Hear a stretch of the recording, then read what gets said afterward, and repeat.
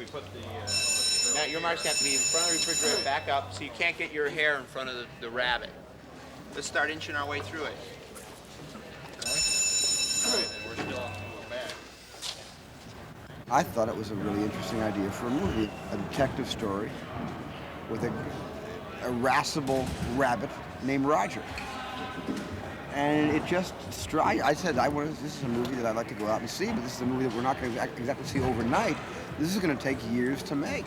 This is not going to be inexpensive. It's going to take a long time. But if done right, it could be, I don't want to say breakthrough, because but it could be something that no one's ever seen before.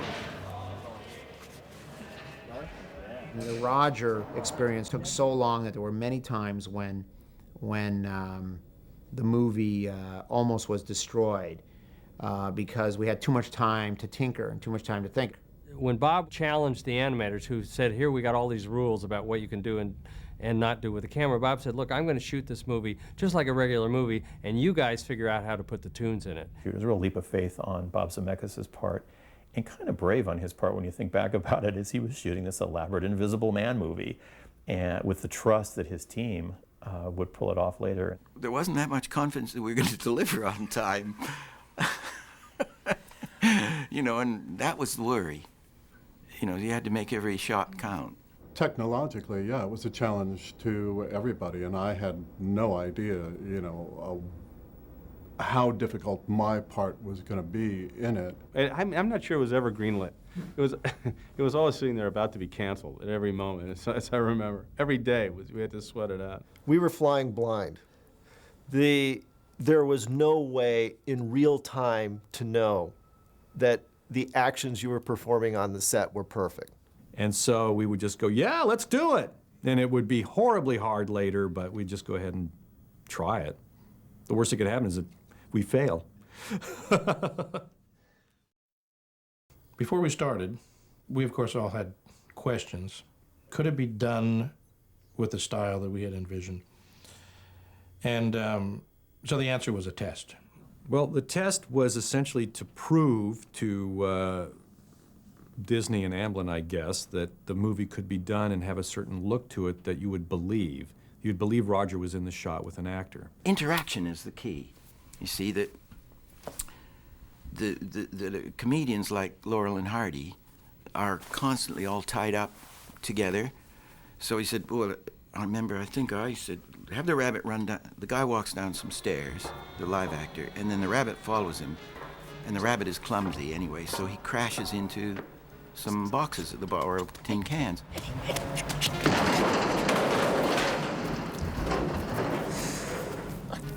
Roger, what the hell are you doing here? I need a place to hide.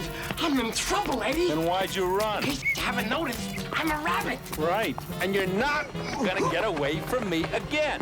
This time, are you? Of course not, Eddie. I would never... I wish there was some way that thing could be in the film, because when we saw that the first time, we were like going, what is that? You know, this is going to be fun. I remember when it was done, we showed it to the executives at the studio, and they were like, well, what is that? Is it like a guy in a rabbit suit? And it was, in fact, I think the thing that thoroughly convinced Disney that we were going to be off on this great journey that, you know, looked like it was going to be possible. It was clear that all the elements to do this trick, or novelty combination, they were all existing. Of how to do backlighting, how to do make the arms look round with little mats. And we just said, oh, gee, well, all we have to do is put the pieces together, you see? The problem is not going to be how to do it. The problem is going to be time and money. Shortly before we started production, all the key people went up to ILM, and we sat down in the conference room and put our heads together about how we're going to pull this movie off and what our respective jobs were and what our needs were from the other people, you know, doing the special effects, doing the animation. So we had this meeting, we thrashed the whole movie out and what our needs were, and then we flew back to Los Angeles. But all I remember after that meeting is being in the San Francisco airport and having this gigantic headache and thinking, how are we ever going to pull this off? Well, actually, it was 3 elaborate movies in one. It was a period film noir live-action movie. It was a feature-length animated movie, and it was a special effects movie.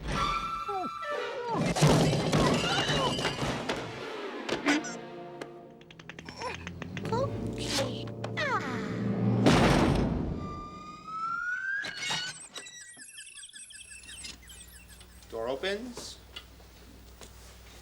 And cut. Cut! Baby Herman, you were perfect. You were better than perfect. Wait. Okay, so A little line. wait, you gotta get his line in. Okay, so and cut. Now, all right, let's figure this out. If he comes in, Bob actually approached the filming of the movie not unlike the way he would shoot any movie, which means he would block the scene as if the cartoon character were there. There was this sort of rule that you can never move the camera when you're doing animation, which I never understood who made up that rule. And he said, well, why did these other animation directors say you can't? And I said, because they're lazy. You know, I mean, we're supposed to be able to turn things in every direction. That's our job.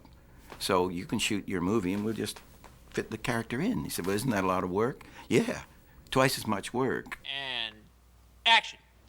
The first take was always a walkthrough carrying these large rubber dummies of Roger Rabbit and the Weasels. And that would place the camera move and set up the pacing and staging of the shot. 70J, take 1, reference. Okay, quiet, we're rolling. And action. Oh, boys, didn't hear you come in. I said, where's the rabbit? You mean the one with the orange pants and the big floppy ears and the buck teeth and the clodhopper feet? Yeah. Haven't seen him. Cut. 121J, take 9, reference. So when Bob Hoskins was there or Joanna Cassidy, they needed something to focus on, some reference point, because they just looked into thin air. And they had the puppet there, they had the dummy right there on the set. Does this help? They would then take the dolls out and shoot the scene without the dolls, and then check them to see if the eye lines were the same. Does this help? Yeah, thanks. Do you mean to tell me that you could have taken your hand out of that cuff at any time? No, not at any time. Only when it was funny. I've seen other shows that have live-action animation combination, and the people aren't looking at them at all. And you can tell, even if they're looking at them, it looks like they're looking through them, not looking at them. It looks like they're looking into dead space, only at the same eye line. Right. So I'm looking at his eyes there. And then you just drop him to throw the plate, and then back up to that level. Right. No. We also put the actors in mime training so that they could learn how to, say, actually, like Bob Hoskins could learn how to pick up the rabbit by the neck and learn how to, you know, make it look like there was weight in his hand and have his hand put around mass and that sort of thing. You know, it was a lot of work. Roger! Yeah! That's you, sis! Let's get out of here! What are you waiting for? No damn key! The rabbit and myself are going to be in the shot at the same time, all the way through. So I've got to be focused on that rabbit all the way through the shot. Come on, Eddie. You're my only hope. Open up in the name of the law. How'd you do that? Because you hold your hand up like that and focus on it, then take it away. Immediately your eyes open up to focus, and it's obvious that you're not focused. What are we gonna do? What's all this we stuff? They just want the rabbit. You can't lose sight of the fact that the thing that makes the animation interaction work is his side of the performance. It's him believing that the rabbit is really there. That all the special effects in the world wouldn't work without his performance. Remember, you never saw me. Get out of there! when he picks a rabbit up, you can feel 60 pounds of weight in his hand, even though there's nothing there. And the way in which he is focused on a place in space, there's never any doubt that he's got that rabbit right there in his hand. And and he'll turn away and he'll talk and he'll turn back to the rabbit, and he still finds exactly the same place in space every time. So whatever it was some particular thing that he knew how to do, but really nobody else could do. We're supposed to be hiding. What's wrong with you? What's wrong with you? You're the only person in the theater that isn't laughing. Is there nothing that can permeate your impervious puss? Well, every time we saw dailies, it was like watching an Invisible Man movie because, you had this actor looking at nothing and a voice coming from off camera in every single shot. A tune killed my brother. A tune? No. That's right, a tune. We had actors, real actors, not just the script supervisor or stand-ins, but we cast American actors in London to be the voices, and they would be there and they would give us real-time, full performances. Roger, say something. Look, stars. Ready when you are, Raoul. Ooh. Bob Hoskins and I would rehearse as though we were two actors in any movie. Then I would step off camera into this little place that they had sectioned off for me with my own mic and watch whatever happened. Because if Hoskins were to pull Roger, I would have to react to that. I came to call it trans-projectional acting, so that whatever he was doing, I would watch it and I would project myself into that space. After a while, it just felt very natural. The guy who was doing Roger, who was with me all the time, was Charlie Fleischer, who is completely nuts. He, like the first day, he insisted on a costume. He said, "Charlie, you're a voice." If I said anything about your character, no, but, I'm a rabbit. 3 years of acting school, and I'm a rabbit. Shakespeare, and I'm a rabbit. You figure it out. They had made Roger's clothes up to fit Charlie, and Charlie, to be in character, wore Roger's clothes.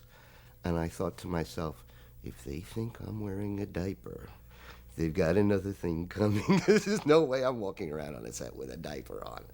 Well, I've just approached this like I would approach any role. I don't consider this to be a voiceover. If anything, it had to be categorized. It's off-camera acting. I'm just there doing it. I prepare in the same way I would prepare for any role. I learn my lines. Just a minute, please. I'm doing an interview. Early in the shoot, we broke for lunch and we all went to the commissary at the studio. And Charlie went in wearing his rabbit outfit. And we overheard a couple of the guys in the commissary going, "Geez, did you get a load of that Roger Rabbit movie? That's going to be awful. Did you see the rabbit?" They were looking at Charlie going, "Oh, God, who's going to want to go see that?" So anyway, he's sort of over there, and I'm doing the scene here, and he's doing the voice there. And we're doing this really technically very difficult thing, and he starts improvising. Please, Raoul, I can give you stars. Just drop the refrigerator on my head one more time. Roger. In most instances, Charlie re-recorded the voice of the rabbit in Roger, in addition to the other voices he did. But it was still used as a guide track, and in most cases when we turned the shot over, that guide track that was shot on the day was used as a guide track for animating. Wouldn't you know? Locked.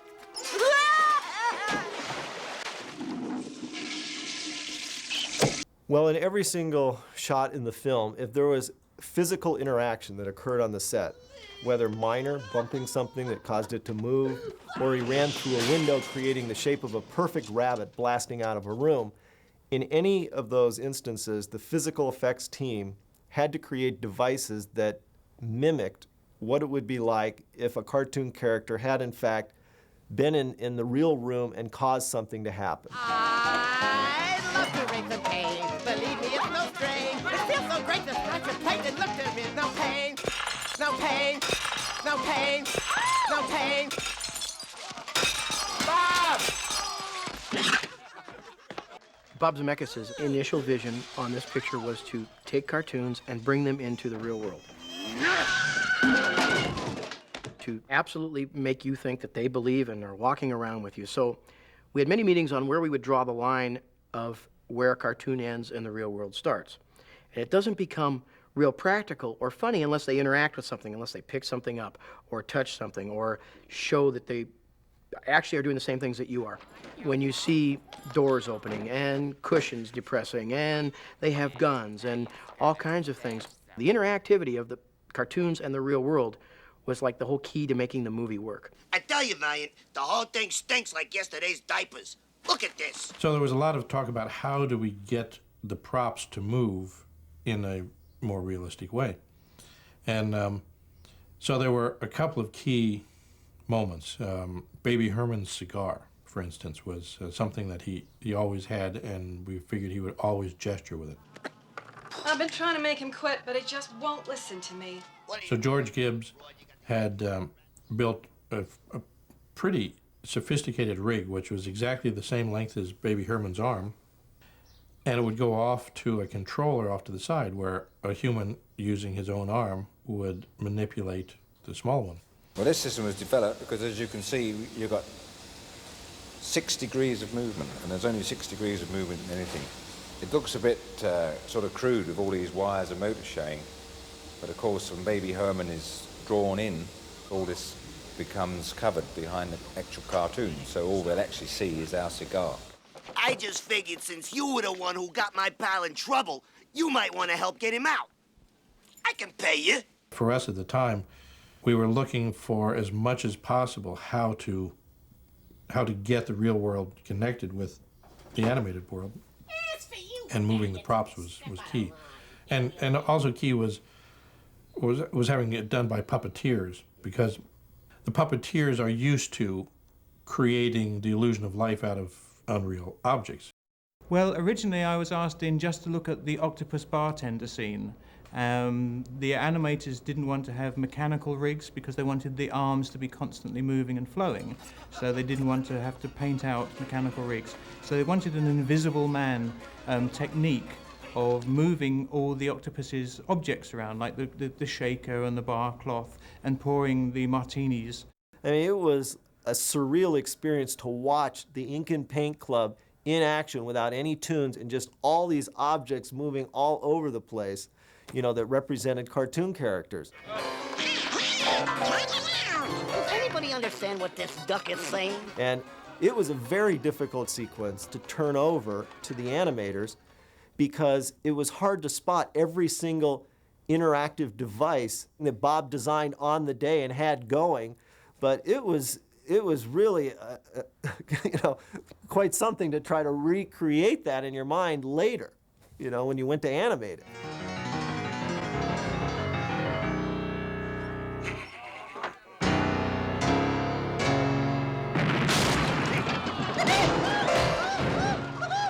Shooting the live action part of this movie, as difficult as it was really enjoyable because it was working with a sensational crew of craftsmen and great actors. It was the longest movie I'd ever worked on. I mean, we had a year of post-production where we were animating and doing ILM stuff. And remember, all of this was done by hand. All of the characters in the movie are drawn by hand. There's not a computer shot in this movie. Well, I always thought when I read the script that there was a specific styles and the type of animation that the film should have. I mean, the best technique was always done by Disney, and the most interesting characters were done at Warner Brothers. Hey, what's up, Doc? And Tex Avery always did, in my opinion, the funniest humor. Have a good day, sir. That's what I wanted in the characters, the combination of those three. You heard me, I said rapid. Run, darling. Yes, it's me, my dearest. I'd love to embrace you, but first, I have to satisfy my sense of moral outrage. Gun down, you buck-toothed fool! I always knew the technique was going to work because I had a great animator in Richard Williams who understood the tone of the movie, and he's an absolute genius.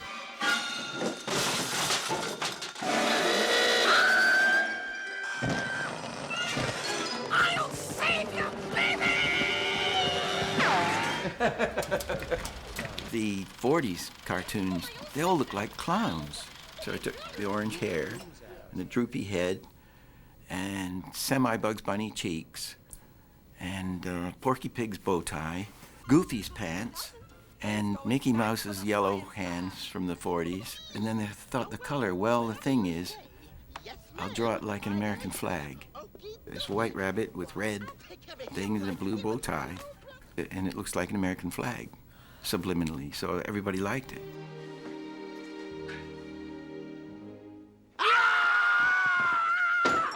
At one stage, when I was looking at the animation of Roger, I looked at his ears. And once I started focusing on his ears, it was like ballet. And in fact, Richard told me he was sort of mimicking the motion of these ears, sort of based on like ballet motion and movements. In fact, it was like a physical indication of the emotions of this character. Get out of that chair! I mean, the thing about we animators is we're observant. Our brains may be atrophied in ways, but we're like children in that we haven't lost our ability to observe. I'm not bad. I'm just drawn that way. I think with Jessica, I think they wanted to bridge the two worlds. But they didn't want to make her too realistic, and they didn't want to make her too cartoony, so they picked somewhere in between. Well, Jessica was hard to design because in the concept of the story, she was Roger's knockout wife. So she had to be full of dangerous curves and had to be, everything you would dream of in a cartoon bride. I'd do anything for my husband, Mr. Valiant. Anything. If she was real with that teeny waist and the top and the bottom, it would just fall over. I mean, it's not possible. So that's the rule with animation. You have to do what you can't do with a camera. They knew that in 1905. Don't ever do what a camera will do. So everything in animation should have an element of impossibility, but make it believable. Get out of here, get me some money too. Richard did some early tests on Jessica and looked at old 40s siren kind of actresses to kind of study and be inspired by great actresses of the period, and then was able to craft it into something that you certainly had never seen before and probably won't see again. My offer stands firm. Think about it. This is real important performance stuff here, because this is where he explains his full philosophy. 113. He's here full figure. 4. And he's going, but I'm a toon. Toons are supposed to make people laugh. Dick would basically sit with Bob at a Steenbeck or a Chem going through the movie. And Bob would show the rough cut of the movie and explain where the characters were going to be and what the idea was. It was very clear what he wanted. And I said to him early on, I said, look, I'll be your pencil. You know what you want to do. I'm your living pencil. Tell me and I'll draw it. So that's how we worked. Making animated movies is like watching grass grow.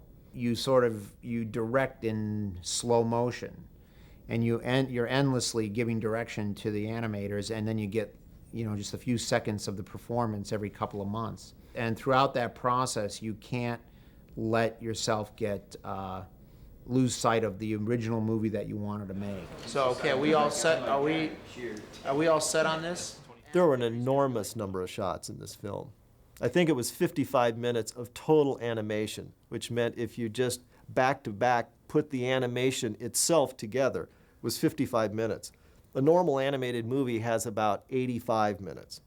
But to have 55 minutes in a live-action movie is huge.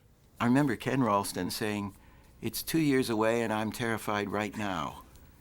And I said, me too. And so at several points, I would go to the door and just yell, draw faster. So it was, that's what it was like. Roger Rabbit was a very different animation process than a regular animated feature. We started out, of course, with a live-action film, and I would receive a stack of photostats, and basically those are black and white printouts of every single frame in the entire film, so that I can put my animation paper on top of that and draw in relationship to that shot. And we would rough out our animation over that and shoot pencil tests on it to get the director's approval. And once those got approved, it would go through the normal steps of in-between and cleanup, and then those would get sent into ink and paint, and it was a little different because we had to layer effects elements over all of the animation. Zemeckis wanted these characters to be very, very round, very three-dimensional. Again, this predates the computer era with round characters. And so the effects department would have to draw highlights and shadows, and each one of those levels would have to be then shot individually under the camera. So the animation cameraman would shoot Roger Rabbit all alone, Roger Rabbit as a matte, where they're backlighting him, Roger Rabbit's highlights, and Roger Rabbit's shadows. And those 4 pieces of film then would go to ILM, and using their optical printers, they would composite it then with the live-action plates. As a company, ILM hadn't done any cartoon work, and this was a really ambitious project for us. We were much smaller than we are now. I think we ended up with having 1,004 shots altogether that came through here, and before that, the biggest show we had, I think it was Jedi, and that was around 300 or so shots. At one point, people were sort of mumbling about, even way back then, about how 3D we could take this. Even like 3D early computer ideas, and I was saying absolutely not. Because if you're trying to make, do an homage to these great cartoons, if you take it there, you're not there anymore. You've lost it.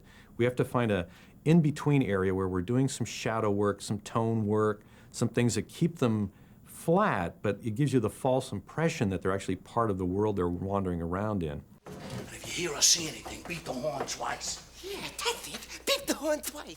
So the challenge basically was to try and come up with a way to make these painted cartoon characters look like they had some dimension. And the different characters, in particular Roger and Jessica, had a specific look. Jessica's dress shimmered. And these were just things, as far as optical printing or optical compositing goes, that were very ambitious for us in the sense of just both sheer magnitude and trying to come up with a look that was something that people hadn't seen before. Get me some money too.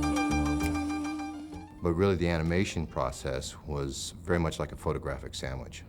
It was where we took many different levels of animation, whether it was just the animation performance itself, the shadow mats, or the tone mats that we called them, and we experimented with those mats by putting color through them onto color film stock. And we would use rim lights, and to where the rim lights would be kind of like the light edge that would be affected by the key light, and we would use these other mats to bring out the darkness in the shadow areas to give it a sculptured look. They had to develop a technique for compositing characters in out of focus. And that allowed us to do focus pulls from Jessica, for instance, who when she gets out of the car at the Maroon Studios and turns and looks up to the window, there's a focus pull that is perfectly logical in the grammar of film. And if it wasn't there, the audience would say, oh, there's something wrong with this shot. So we had to figure out, with the background characters that were out of focus, what that degree of out of focus would mean. And a lot of times it wasn't putting the characters out of focus, it was the level of diffusion that we were using. So, and diffusion on an optical printer could boil down to anything that diffused the light.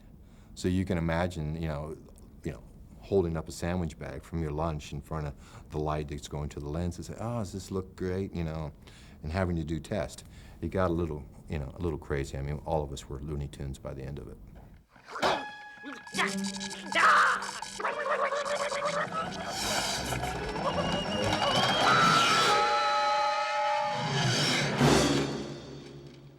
Thanks.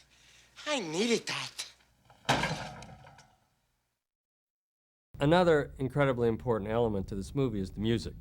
And that happened after the movie was sort of cut together in its rough state, that Bob started working with Alan Silvestri. It was like the most difficult music concept work that Alan and I ever did. The score is this bizarre blend of tune music and film noir. Benny, you go for the cops. I'm gonna save my wife. Be careful with that gun. This ain't no cartoon, you know. There was a technical challenge and kind of a psychological challenge. I think the psychological challenge was, once again, remembering the idea of blurring this line between cartoon reality and live action. So the challenge there was to try to make choices that really supported that effort. We had this spectacular core jazz ensemble that sat in the middle of the London Symphony.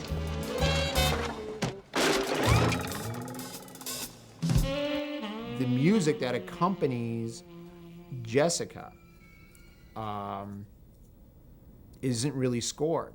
It's done, like when she walks into a room, it was that basically the jazz musicians were watching the screen and they were playing, you know, their interpretive jazz based on what they were feeling coming off the screen, and that's how her tracks were laid down. It was very, very cool. You've got the wrong idea about me, Mr. Valiant. I'm a pawn in this, just like Roger. Can you help me find him? Just name your price, and I'll pay it. I would like to think that the score was appropriate. That, to me, is the greatest compliment I can ever receive, is that what I did found its appropriate place in the overall scheme of the film. It didn't call attention to itself unnecessarily, but it did its job, and it provided the support that you would hope you would provide in a collaborative effort.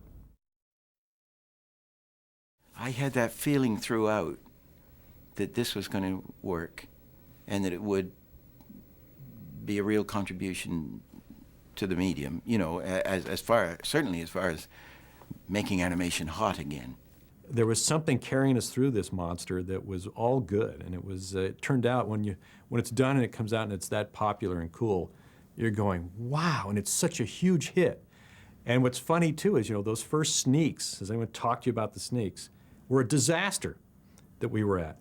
We went to these sneak screenings in Pasadena with Roger. Of course, it wasn't finished yet. And they picked the wrong crowd. They picked like this Friday night crowd of 17, 18-year-old guys with their dates for the first run. And in the first 3 minutes, which is the pure cartoon that Richard did, which is brilliant, they got up and left.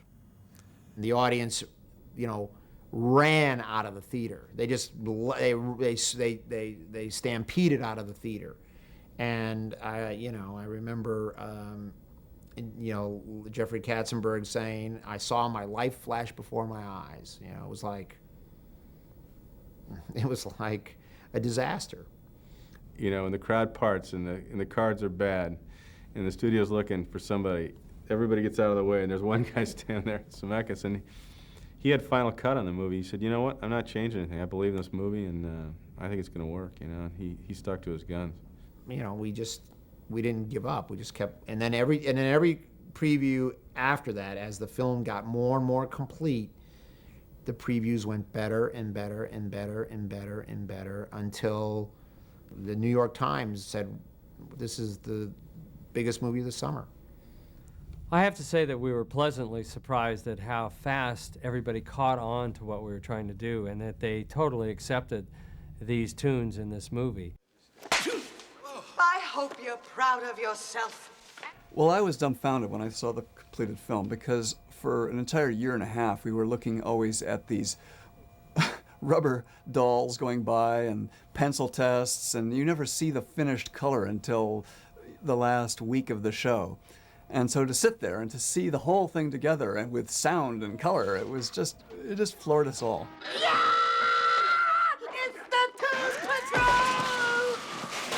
Yeah, I think Roger Rabbit changed everybody's life a little bit when they worked on it. First of all, you feel like a survivor after you worked on Roger, because it was a very difficult movie to make. And I think everybody looks at it with the same two feelings. It was incredibly difficult. I'm not sure I would ever do that again. It was the hardest movie I ever worked on, and I adored it and would never trade the experience for anything. Jeepers, Eddie, that was swell. You saved my life. How can I ever repay you? For starters, ever kiss me again. I love Roger Rabbit. It's odd to say this, but I love that character. It's, you know, just something about him that's really just touches me. You know, and I think it's basically because he likes to get laughs and he's got a hot wife. I mean, look at his wife, and he's a rabbit. Roger, darling, I want you to know I love you. I've loved you more than any woman's ever loved a rabbit. Well, I think always what the trick is to doing something that's really technically heavy is to not lose sight of trying to always have a way for the audience to identify with the movie on an emotional level. Even though it's a cartoon rabbit, the audience is emotionally invested in Roger. They're emotionally invested in Jessica, and of course, certainly Eddie. I'm sorry I yanked your ears. All the times you yanked my ears? All the times I yanked your ears. When it came out, when we went to see the premiere, you know, at London, I remember it was the first film I'd ever made that my kids could see. And the cinema had all these celebrities with their kids, you know, which is pretty rare. And I think that's probably the proudest I've ever been